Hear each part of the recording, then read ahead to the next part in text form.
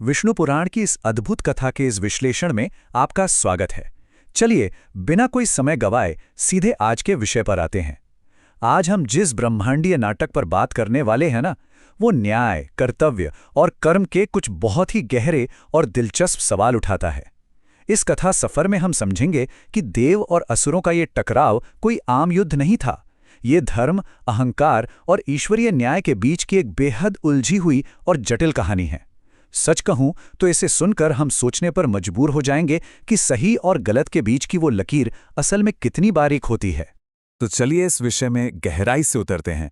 माता अदिति के इस कथन पर जरा ध्यान दीजिए। हर निर्माण में विनाश के और हर उत्थान में पतन के कारण भी छुपे हुए होते हैं। क्या गहरी बात है ये। मतलब जब भी किसी का अहंकार हद से ज्यादा बढ़ता है तो वह अनजाने में ही अपने पतन का रास्ता खुद तैयार करने लगता है।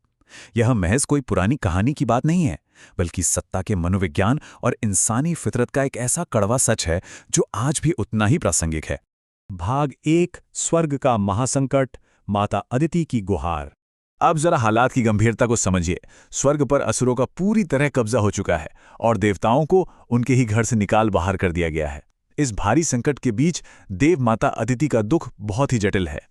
वो सिर्फ देवताओं के निकाले जाने का शोक नहीं मना रही हैं, बल्कि राजा बलि के पतन पर भी गहराई से विलाप कर रही हैं। राजा बलि कोई मामूली असुर नहीं है, वो उनके परम भक्त प्रहलाद के वंशज हैं।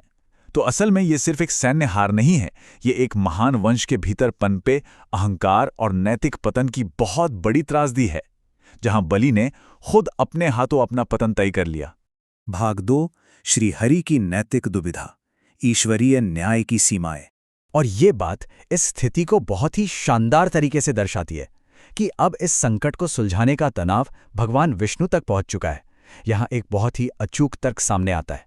बाईं ओर देखिए, ये बिल्कुल सच है कि राजा बलि ने देवताओं को निर्दयता से स्वर्ग से निकाला, लेकिन दाईं ओर का तथ्य उससे भी बड़ा है। बलि ने इस दौरान किसी की हत्या नहीं की।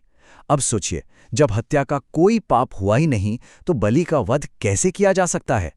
ये एक बहुत बड़ा नैतिक लूप होल यानी पेच है, जिसे स्वयं ब्रह्मांड के रक्षक भगवान विष्णु भी नजरअंदाज नहीं कर सकते।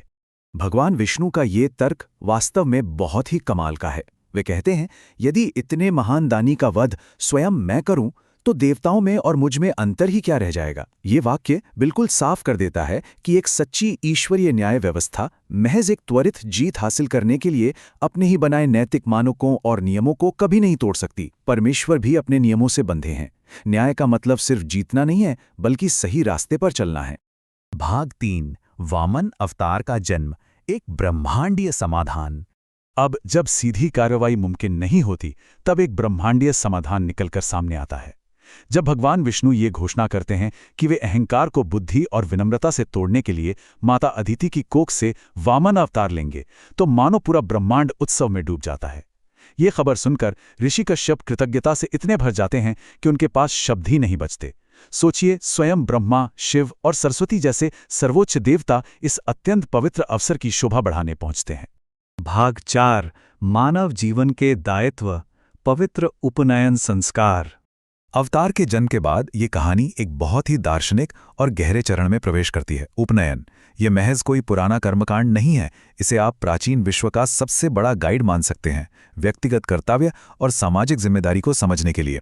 ये सिर्फ एक परंपरा निभाना नहीं है, बल्कि जीवन भर के कर्तव्यों के प्रति एक बहुत बड़ा जागरण है। यहीं से तय होता है कि समाज में एक व्यक्ति की असल भूमिका आखिर क्या होनी चाहिए। इस समारोह में देवताओं ने जीवन के कर्तव्यों को बहुत ही लॉजिकल और क्रमिक तरीके से समझाया है। चरण 1, ब्रह्मचर्य, यानी एक विद्यार्थी के रूप में कड़े अनुशासन और ज्ञान प्राप्ति का पालन करना। चरण 2, गृहस्थ, जहां आपको अपने परिवार और जीवन साथी का भरण पोषण करने की जिम्मेदारी उठानी होती है। और फिर चरण 3, एक सामाजिक प्राणी के रूप में समाज के नियमों और जिम्मेदारियों का पालन करना। ये एक आदर्श, अनुशासित और संतुलित जीवन का पूरा ढांचा हमारे सामने रख देता है। भाग 5, क्षमा और कर्म का रहस्य, देवराज इंद्र का आत्ममंथन। जीवन के इन नियमों को समझने के बाद देवराज इंद्र अपनी ही पिछली गलतियों और अहंकार का सामना करते हैं, और जब वो सच्चे मन से आगे आकर अपनी गलतियों की माफी मांगते हैं, तो वामन देव उन्हें एक बहुत गहरा और हमेशा याद रहने वाला सबक देते हैं। वे कहते हैं, स्वीकृति आत्मा को स्वच्छ बना देती है, अपराध की क्षमा यदि सच्चे मन से मांगी जाए तो आत्मा का बोझ हल्का हो जाता है। गलती मानना कोई कमजोरी नहीं है, बल्कि आत्मा की शुद्धि का सबसे बड़ा रास्ता है। इसी आत्ममंथन के दौरान देवराज इंद्र को युद्ध की भयावहता का एक बहुत ही तीव्र और दर्दनाक एहसास होता है। उन्हें समझ आता है कि युद्ध में सिर्फ दो सेनाएं नहीं टकराती, बल्कि पूरी धरती को उस युद्ध का अथाह कष्ट सहना पड़ता है। निर्दोष इंसान और जीव बेदर्दी से मारे जाते हैं। युद्ध की आड़ में किसी की भी जान लेना वास्तव में एक बहुत बड़ा पाप है। इंद्र की ये सोच इस पौराणिक कथा को हमारी आज की मानवीय त्रासदी की एक बहुत ही प्रासंगिक और गहरी सच्चाई से जोड़ देती है। और अब इस कथा का एक बहुत ही रोचक सवाल हमारे सामने खड़ा होता है। क्या हाथ में भिक्षा पात्र पकड़े हुए कोई व्यक्ति हमेशा दया का ही पात्र होता है? हम सबके दिमाग में शायद यही छवि बनी है ना?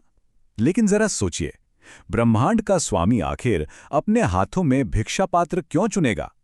ये सवाल हमें इंद्र की तरह ही उलझन में डाल देता है, और यकीन मानिए इसका जवाब हमारी पूरी सोच को बदलने वाला है।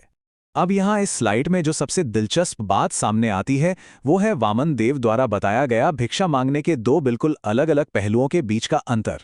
बाईं ओर देखिए, जहां कोई मेहनत करने के डर से या महज आलस्य के कारण भीख मांग रहा है, जो कि समाज के लिए एक अपराध है। लेकिन वही दाईं ओर एक ईश्वरीय या धर्म के काम के लिए भिक्षा मांगना। जब स्वयं भगवान भिक्षा मांगते हैं तो वह कोई लाचारी नहीं होती, वो उद्देश्यपूर्ण विनम्रता है। और अहंकार रूपी पहाड़ को तोड़ने का इससे शक्तिशाली और दिव्य तरीका और कोई हो ही नहीं सकता। और अब हम इस विश्लेषण के बिल्कुल अंत में आ गए हैं और एक बहुत ही विचारोत्तेजक प्रश्न छोड़कर जा रहे हैं। जब अहंकार सत्ता में बैठे लोगों को अपनी ही कमियों के प्रति पूरी तरह से अंधा कर देता है, तो उन्हें वास्तविकता की जमीन पर वापस लाने के लिए किन ब्रह्मांडीय शक्तियों को एक साथ आना पड़ता है?